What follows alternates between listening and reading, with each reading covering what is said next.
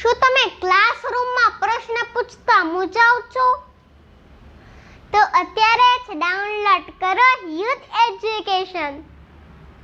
નમસ્તે વિદ્યાર્થી મિત્રો, સ્વાગત છે આપનું. અને આજે આપણે અભ્યાસ કરવાના છીએ ધોરણ 11 ની અંદર અર્થશાસ્ત્ર વિષયમાં 8મું પ્રકરણ આર્થિક સુધારાઓ. અને આપણે જોઈ રહ્યા છીએ વૈશ્વિકીકરણની અંતર્ગત ભારત સરકારે દેશની અંદર જેટલા સુધારાઓ કર્યા એના લીધે વિદેશ વેપારમાં ઘણા બધા પરિવર્તનો આવ્યા. આ સિવાય ભારત સરકારે 1947થી એટલે કે આપણને આઝાદી મળી ત્યારથી જ વિદેશ વેપાર કેવા પ્રકારનો હોવો જોઈએ એના માટેની ચોક્કસ નીતિ બનાવી હતી, જેને વિદેશ વેપાર નીતિ કહેવામાં આવે છે. હવે વિદેશ વેપાર નીતિ અંતર્ગત ઘણા બધા નિયમો, કાયદાઓ, અંકુશો, નિયંત્રણો અને નીતિઓ ભારત સરકારે બનાવેલી હતી. તો ખાસ આપણે આજના વિડીયોમાં એ જોવાના છીએ કે આ વિદેશ વેપાર નીતિ અંતર્ગત ભારત સરકારે અત્યાર સુધી શું કર્યું અને એના બે તબક્કાઓ છે. એક તો 1991 પહેલાનો એટલે કે આર્થિક સુધારા ભારતની અંદર થયા એ પહેલા ભારત સરકારની વિદેશ વેપાર નીતિ કેવી હતી, અને આર્થિક સુધારા થયા એટલે કે વૈશ્વિકરણ 1991માં થયું ત્યાર પછી આપણી વિદેશ વેપાર નીતિ એટલે કે વિદેશો સાથે કામ કરવાની, વેપાર કરવાની નીતિમાં શું પરિવર્તન આવ્યું એ પણ આજે જોવાના છીએ. સૌ પ્રથમ આપણે જાણી લઈએ કે ભારત સરકાર દ્વારા વખતો વખત જે વિદેશ વેપાર નીતિ નક્કી કરવામાં આવતી એમાં કયા કયા પડકારોનો સામનો વિદેશ વેપાર નીતિ નક્કી કરવા માટે કરવો પડતો એ સૌ પ્રથમ જોઈ લઈએ. સૌથી પહેલો પડકાર એ હતો કે આંતરરાષ્ટ્રીય સ્પર્ધા સામે ઘરેલુ ઉદ્યોગોને રક્ષણ કઈ રીતે આપવું. પ્રોબ્લેમ એ હતો કે ઘરેલુ ઉદ્યોગો પાસે એટલી બધી મૂડી નહોતી, મૂડીરોકાણ નહોતું એટલે ઉત્પાદન પણ ઓછું હતું, ઉપરાંત ગુણવત્તા, કિંમત આ બધા પ્રશ્નો હતા. એટલે આંતરરાષ્ટ્રીય સ્પર્ધા સામે આપણા દેશના ઉદ્યોગો ટકી શકે એના માટે રક્ષણ આપવું હોય તો શું કરવું પડે, તો કે વિદેશમાંથી જે આયાત કરવામાં આવે છે એનો પર પ્રતિબંધ મૂકવો પડે, તો જ આ વસ્તુ શક્ય બને. એટલે એ કઈ રીતે અમલમાં લાવવું, કઈ રીતે રક્ષણ આપવું એ સૌથી મોટો પડકાર ભારત સામે હતો. બીજો પડકાર હતો કે આયાત અવેજીકરણ કરવું છે તો એના માટે ટેકનોલોજી, યંત્રો કે સંસાધનોનું પ્રમાણ નક્કી કરવાનું કે કેટલું પ્રમાણમાં આ બધી વસ્તુઓની આયાત કરવાની. સૌપ્રથમ સમજી લઈએ કે આયાત અવેજીકરણ એટલે શું. તો આયાત અવેજીકરણ એટલે જે વસ્તુઓની આપણે વિદેશમાંથી આયાત કરીએ છીએ એ વસ્તુઓની આયાત બંધ કરી દેવાની અને એ વસ્તુનું ઉત્પાદન દેશમાં કરવાનું. તો આ જે નીતિ છે એને શું કહેવાય? આયાત અવેજીકરણ. હવે જ્યારે પણ આયાત અવેજીકરણ સરકાર પાસે પ્રશ્ન હતો, પડકાર હતો કે આયાત અવેજીકરણની નીતિ ચલો અપનાવી દીધી, પણ અપનાવ્યા પછી પણ ઘણી બધી ટેકનોલોજીઓ એવી હોય કે જેનું ઉત્પાદન દેશમાં શક્ય નથી, ફરજિયાતપણે વિદેશમાંથી લાવવી જ પડે. તો એવી ટેકનોલોજી, યંત્રો કે સંસાધનો કેટલા પ્રમાણમાં વિદેશમાંથી લાવવી એ નક્કી કરવું પણ અઘરું હતું, પડકાર હતો. ત્રીજું કે આપણી આયાતો વધારે હતી, નિકાસો ઓછી હતી, તો આયાતો કરવા માટે વિદેશી હુંડિયામણ જોઈએ ને જોઈએ. હવે એ વિદેશી હુંડિયામણ બચાવવા માટે બિનજરૂરી આયાતો પર કેટલો અંકુશ મૂકવો. બિનજરૂરી એટલે મોજ શોખની વસ્તુઓની આયાતો, એ બિનજરૂરી આયાતો કે જે ન કરીએ તો પણ ચાલે, દેશનું અર્થતંત્ર સરસ ચાલે, તો એવી આયાતો પર અંકુશ કઈ રીતે મૂકવો અને કેટલો મૂકવો એ પણ એક મોટો પડકાર હતો. ચોથું છે કે આવશ્યક આયાતોની ચૂકવણી માટે નિકાસોને પ્રોત્સાહન આપવાનો પડકાર. હવે આવશ્યક આયાતો એટલે કેવી આયાતો? એવી આયાતો જેના વગર દેશનો વિકાસ ચાલે નહીં, દેશનું કામ ન ચાલે. દાખલા તરીકે પેટ્રોલિયમ એવી વસ્તુ છે જેની આયાત આપણે વિદેશમાંથી કરીએ છીએ. દાખલા તરીકે 100% આપણે જો પેટ્રોલ કે ડીઝલ વાપરીએ છીએ એમાંનું 70% આપણે વિદેશમાંથી આયાત કરીએ છીએ. એવું નથી કે ભારતમાં પેટ્રોલિયમ નીકળતું નથી, નીકળે છે, પરંતુ આપણી જેટલી જરૂરિયાત છે એના કરતાં ક્યાંય ઓછું નીકળે છે, એટલે આપણે વિદેશમાંથી આયાત કરવું પડે છે. એટલે એવી જે અનિવાર્ય આયાતો છે એ અનિવાર્ય આયાતો આપણે કરવી જ પડે, ના છૂટકે, આપણી ઈચ્છા હોય કે ન હોય. તો અનિવાર્ય આયાતો કરવી પડે તો એની ચૂકવણી પણ સામે કરવી જ પડે. તો એના માટે નિકાસોને પ્રોત્સાહન આપવું પડે. કેમ? કારણ કે નિકાસોને પ્રોત્સાહન આપીએ તો નિકાસ વધે. હવે નિકાસ વધે તો નિકાસ કમાણી વધે, એના બદલામાં આપણને વિદેશી હુંડિયામણ મળે, અને જે વિદેશી હુંડિયામણ મળે એ આ આવશ્યક આયાતો માટે ખર્ચી શકાય.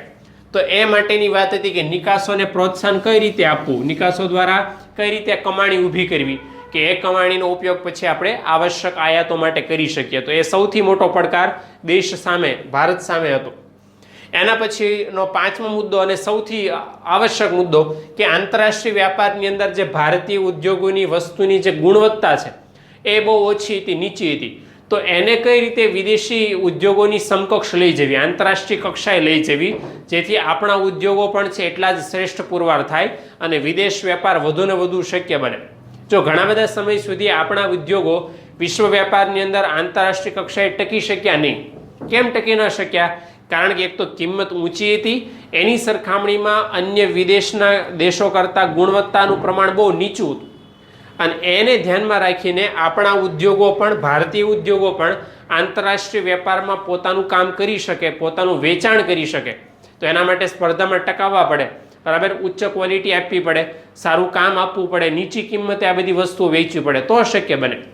એટલે ભારતીય ઉદ્યોગોની ગુણવત્તા કેવી રીતે જાળવી રાખવી, કેવી રીતે વધારવી, એ પણ એક સરકાર સામે પ્રશ્ન હતો. છઠ્ઠો પડકાર હતો કે નાના અને ગૃહ ઉદ્યોગોના ઉત્પાદન અને વિકાસને પ્રોત્સાહન કેવી રીતે પૂરું પાડવું કે જેથી એ લોકો આંતરરાષ્ટ્રીય વેપારને ટેકો આપે, તો એ પણ પ્રશ્ન હતો. અને સાતમું કે ભારતની અંદર વિદેશ વેપાર કરવા માટે સૌથી વધારે જેની જરૂરિયાત હોય તો એ છે વિદેશી હુંડિયામણ. તો એ વિદેશી હુંડિયામણની બહુ મોટા પાયામાં જરૂરિયાત હતી. તો એ જરૂરિયાત કઈ રીતે પૂરી કરવી, ક્યાંથી વિદેશી હુંડિયામણ મેક્સિમમ મળી શકે, એ પણ ભારત સરકાર સામે પડકાર હતો. હવે આ બધા પડકારોને ધ્યાનમાં રાખીને સમયે સમયે ભારતે નવી નવી વિદેશ વેપાર નીતિઓ બનાવી અને એમાં જરૂરી સુધારાઓ કર્યા. હવે એ જરૂરી સુધારાઓને ધ્યાનમાં રાખીને કુલ મુખ્ય 2 તબક્કાઓ આપણે વિદેશ વેપાર નીતિના પાડ્યા છે, જે ભારત સરકારે 1991ના આર્થિક સુધારા પહેલાં, એટલે કે વૈશ્વિકીકરણ પહેલાં બનાવેલી પહેલાંની વિદેશ વેપાર નીતિ અને વૈશ્વિકીકરણ ભારતનું થયું 1991માં એ પછીની વિદેશ વેપાર નીતિ, એમ 2 તબક્કાઓમાં ભારતની વિદેશ વેપાર નીતિનો અભ્યાસ કરવાના છીએ. તો સૌ પ્રથમ આપણે જોઈએ કે વૈશ્વિકીકરણ ભારતનું થયું 1991ના આર્થિક સુધારા થયા એ પહેલાં, એટલે કે 1947થી 1990 સુધી ભારતમાં કેવા પ્રકારની વિદેશ વેપાર નીતિ હતી અને વિદેશ વેપાર માટે ભારત સરકારે કેવા કેવા કાયદાઓ, નિયંત્રણો કે અંકુશોની રચના કરી હતી, એ સમજવાનો પ્રયત્ન કરીએ. તો સૌ પ્રથમ જોઈએ વૈશ્વિકીકરણ પહેલાંની વિદેશ વેપાર નીતિ. વૈશ્વિકીકરણ પહેલાં ભારત સરકારે શું કર્યું, તો કે આપણને ખ્યાલ છે કે સ્વતંત્રતા પછીના શરૂઆતના વર્ષો છે એ આપણી ગોઠવણીના હતા કે આપણે કેવા પ્રકારનું બંધારણ અપનાવવું છે, કેવા પ્રકારની શાસન વ્યવસ્થા અપનાવવી છે, કઈ રીતે દેશનું સંચાલન કરવું છે, મૂડીવાદી અર્થવ્યવસ્થા અપનાવી છે કે સામ્યવાદી. તો આપણને ખ્યાલ છે કે ભારતે બેમાંથી એકય નથી અપનાવી, પરંતુ બેની મિશ્ર અર્થવ્યવસ્થા અપનાવી છે, અને એ છે મિશ્ર અર્થતંત્ર ભારતે અપનાવ્યું છે. ઉપરાંત 1951થી ભારત સરકારે દેશનું આયોજન કરવાનું પણ શરૂ કર્યું અને એના માટે પંચવર્ષીય યોજનાઓ લાગુ કરી. એટલે એમ કહી શકાય કે સ્વતંત્રતા પછીના જે થોડાક વર્ષો હતા એ ગોઠવણીના હતા, આયોજનના, પ્લાનિંગના હતા, કે જે દેશની સરકારે નક્કી કર્યું કે આપણે દેશનું સંચાલન, દેશનો વહીવટ કઈ રીતે કરવો. ઉપરાંત ત્યારે આપણા દેશનો બીજો એક સૌથી મોટી સમસ્યા હતી કે ઉત્પાદનના 3 ક્ષેત્રો છે, ખેતી ક્ષેત્ર, ઉદ્યોગ ક્ષેત્ર અને સેવા ક્ષેત્ર. આ 3 ક્ષેત્રોનું ઉત્પાદન બહુ નીચું હતું અને ઉત્પાદન નીચું હોવાના કારણે ભારત દેશની નિકાસો બહુ ઓછી હતી.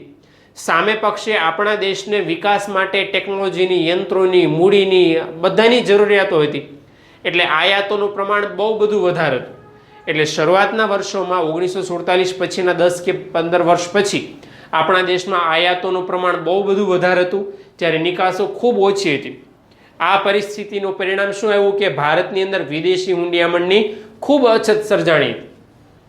હવે અછત સર્જાણી એ એક નવો પ્રશ્ન હતો. સામે બીજું એ થયું કે ભારત સરકારે એવું નક્કી કરેલું કે દેશના ઉદ્યોગોને રક્ષણ આપવાનું. કોઈની સામે રક્ષણ આપવાનું? તો કે વિદેશના ઉદ્યોગો સામે. એટલે વિદેશના ઉદ્યોગોને ભારતની અંદર પ્રવેશવાની છૂટ નહોતી. ઉપરાંત ભારત સરકારે વિદેશી મૂડીરોકાણ છે એના પર પણ પ્રતિબંધ મૂક્યો હતો. એટલે વિદેશી મૂડીરોકાણકારો, વિદેશી ઉદ્યોગો ભારતમાં પ્રવેશી શકતા નહોતા. 1991 પહેલાની આ વાત છે, એ પ્રકારની વિદેશ વેપાર નીતિમાં. ઉપરાંત ભારત સરકારે પરંપરાગત આપણી જે નિકાસો હતી, એટલે કે આપણે ખેત પેદાશની નિકાસ કરતા હતા, યંત્રોની નિકાસ કરતા હતા, કાપડની નિકાસ કરતા હતા, મરી મસાલાની નિકાસ કરતા હતા, એ આપણી પરંપરાગત હતી, જે પહેલેથી કરતા હતા. એની સાથે સાથે ભારતે બિનપરંપરાગત નિકાસો પણ વધારી. હવે બિનપરંપરાગત એટલે કેવી કે પહેલાં નહોતા કરતા ને હવે નિકાસ કરવાનું શરૂ કર્યું, નવી વસ્તુઓ. દાખલા તરીકે યંત્રો છે, બરાબર, ચીજ વસ્તુ કે સેવાઓ છે, સોફ્ટવેર છે, ટેકનોલોજી છે. તો આ બધી વસ્તુ સેવાઓનું ઉત્પાદન આપણે પહેલાં નહોતા કરતા, એટલે નિકાસ નહોતા કરતા. પણ હવે જેમ જેમ દેશનો વિકાસ થયો એમએમએ વસ્તુઓનું આપણે ઉત્પાદન કર્યું અને ત્યારબાદ નિકાસ કરવાની શરૂઆત કરી. એટલે ઇન શોર્ટ, પરંપરાગત નિકાસની સાથે બિનપરંપરાગત એટલે કે નવી નિકાસોનું પ્રમાણ પણ ભારત સરકારે એ સમયે વધારેલું હતું. ઉપરાંત ભારત સરકારે વિદેશી હુંડિયામણ જાળવી રાખવા માટે જે રૂપિયો હતો એ રૂપિયાનું મૂલ્ય કેટલું રહેવું જોઈએ એના પર અંકુશ મૂકેલો હતો. અને વખતો વખત ભારત સરકાર રૂપિયાનું અવમૂલ્યન કરતી હતી. રૂપિયાનું અવમૂલ્યન એટલે શું? કે રૂપિયાનું ડોલર સામેનું જે મૂલ્ય છે એમાં સતત ઘટાડો કરતી હતી, જેથી પરિણામ શું આવે કે આયાતો ઘટે અને નિકાસો વધે. પરંતુ અવમૂલ્યનના કારણે પરિણામ એ આવ્યું કે રૂપિયાનું મૂલ્ય અતિશય ઘટી ગયું, આપણી આયાતો વધવા પામી, નિકાસો ઘટી ગઈ અને ભારત સરકાર માથે દેવાનો બોજ છે ખૂબ બધો વધી ગયો. એટલે ઇન શોર્ટ 1991 પહેલાની વાત કરીએ તો રૂપિયાનું મૂલ્ય હતું એના ઉપર ભારત સરકારનો સીધો અંકુશ હતો, જેથી એ લોકો વિદેશી હુંડિયામણ પર કાબુ મેળવી શકે. ઉપરાંત સાથે સાથે આયાત અવેજીકરણની નીતિ પણ ભારત સરકાર દ્વારા અપનાવવામાં આવી હતી. હવે આયાત અવેજીકરણ એટલે શું આપણે આગળ આ જ વિડીયોમાં જોઈ ગયા છીએ, છતાં ફરીવાર જોઈ લઈએ કે આયાત અવેજીકરણ એટલે આયાત થતી વસ્તુઓની અવેજીમાં પોતાના દેશમાં વસ્તુઓ ઉત્પન્ન કરવાની નીતિ. એટલે જે વસ્તુઓ આપણે આયાત કરીએ છીએ આયાત કરવાનું બંધ કરી દેવાનું અને એ જ વસ્તુઓની આપણે એનું ઉત્પાદન છે દેશમાં કરવાનું. દાખલા તરીકે ટીવી છે તો ટીવીની આયાત છે વિદેશમાંથી કરીએ એના કરતાં શું કરવાનું કે ટીવીનું ઉત્પાદન દેશમાંથી કરવું, જેથી આયાત કરવાની જરૂર પડે નહીં. આ જે નીતિ છે એને આયાત અવેજીકરણ કહેવામાં આવે છે. હવે આખી વૈશ્વિકીકરણ એટલે કે આર્થિક સુધારા પહેલાંની વિદેશ વેપાર નીતિનો સાર કાઢીએ ને તો ટૂંકમાં એવો બને કે ભારત સરકાર વિદેશી ઉદ્યોગો, વિદેશી રોકાણકારો સામે પ્રતિબંધક નીતિ ધરાવતી હતી કે એ લોકોને ભારતમાં કામ કરવાની છૂટ નહોતી.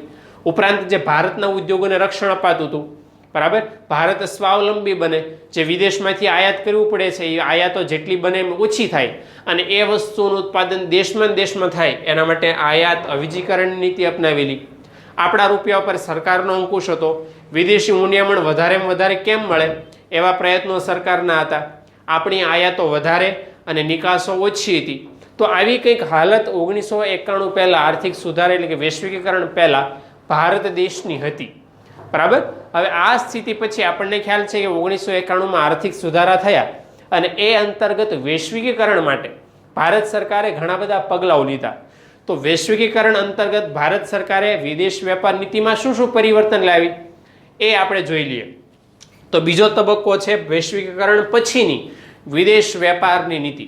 હવે વૈશ્વિકીકરણ પછી ભારત સરકારે શું શું પરિવર્તન લાવ્યું? તો પહેલું પરિવર્તન છે કે દેશની જેટલી આર્થિક નીતિ કે વેપાર નીતિ હતી ને બધું જડમૂળથી સરકારે ફેરવી નાખ્યું અને એ અંતર્ગત વેપાર નીતિમાં જે સંરક્ષણ હતો, અંકુશ હતો, એને કાઢીને સરકારે મુક્ત વેપાર નીતિ બનાવી કે જેથી ભારતના વેપારીઓ, ભારતના ઉદ્યોગપતિઓ વધુને વધુ મોકળાશથી, વધારે ને વધારે સ્વતંત્રતાથી અન્ય દેશો સાથે વેપાર કરી શકે એવા પરિવર્તનો સરકારે ઘટાડ્યા, બરાબર. અને એના માટે સરકારે ઘણા બધા કાયદાઓ નાબૂદ કર્યા, કાયદાઓ છે હળવા બનાવ્યા, જેથી આપણો વિદેશ વેપાર સતત ને સતત વધે.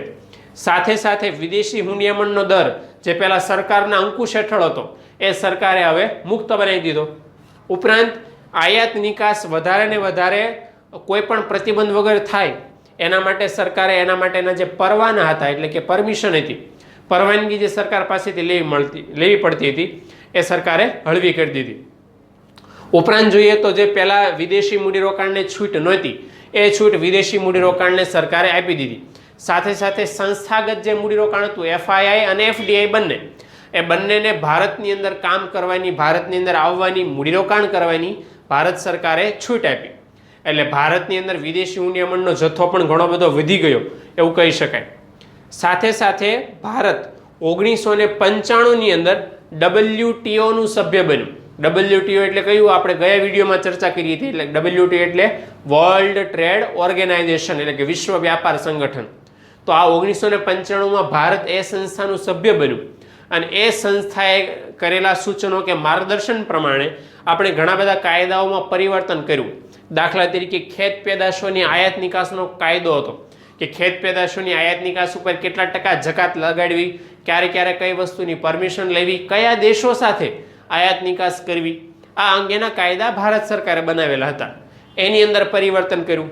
સાથે સાથે વિદેશી મૂડીરોકાણ છે એ અંગેના પણ કાયદા હતા, તો એ બધામાં સરકારે પરિવર્તન કર્યું. ઇન શોર્ટ 1991 પહેલા એટલે કે આર્થિક સુધારા પહેલાની જે વિદેશ વેપાર નીતિ હતી એ વધારે અંકુશોવાળી, વધારે પ્રતિબંધોવાળી, વધારે નિયંત્રણોવાળી હતી. અને 1991 પછીની જે વૈશ્વિકરણ પછીની વિદેશ વેપાર નીતિ હતી એ વધારે મુક્ત, વધારે સ્વતંત્રતાવાળી અને વધારે વિદેશ વેપારને પ્રોત્સાહન આપે એવી હતી. હવે આ વિદેશ વેપારની નીતિના કારણે પરિણામ એ આવ્યું કે ભારતનો વિદેશ વેપાર જે 1990 પહેલાં અતિશય ઓછો હતો એ 1991 પછી આ મુક્ત વેપાર નીતિના કારણે, મુક્ત વિદેશ વેપાર નીતિના કારણે અતિશય વધવા પામ્યો. અને એનું સારું પરિણામ એ આવ્યું કે જે વિદેશી હુંડિયામણની અછત વર્ષોથી ભારત પાસે હતી એ વિદેશી હુંડિયામણનો ઘણો બધો જથ્થો ભારત પાસે વધવા પામ્યો, કારણ કે દેશમાં નિકાસો વધી. સાથે સાથે બીજો મોટો ફાયદો એ થયો કે દેશની અંદર નવી નવી ટેકનોલોજી અંગેના સંશોધનો થયા. વિદેશી ટેકનોલોજીનો લાભ ભારત દેશને મળ્યો. ભારતની અંદર ઉદ્યોગો પણ વધ્યા, એટલે કે ઉદ્યોગોની સંખ્યા પણ વધી અને સાથે સાથે એમાં વસ્તુ કે સેવાઓનું ઉત્પાદન પણ વધ્યું. એટલે બંને પક્ષે ભારત દેશને ફાયદો થયો.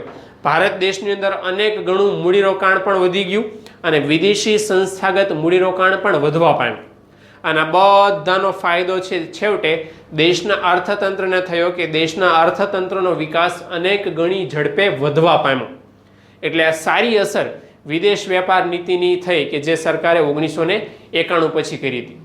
હવે આખા જેટલા આર્થિક સુધારાઓ છે જે ઉદારીકરણ, ખાનગીકરણ અને વૈશ્વિકીકરણ અંતર્ગત ભારત સરકારે કર્યા. હવે એ ત્રણેય સુધારાઓ 1991માં તો ભારત સરકારે કર્યા. અત્યારે 2020 ચાલે છે.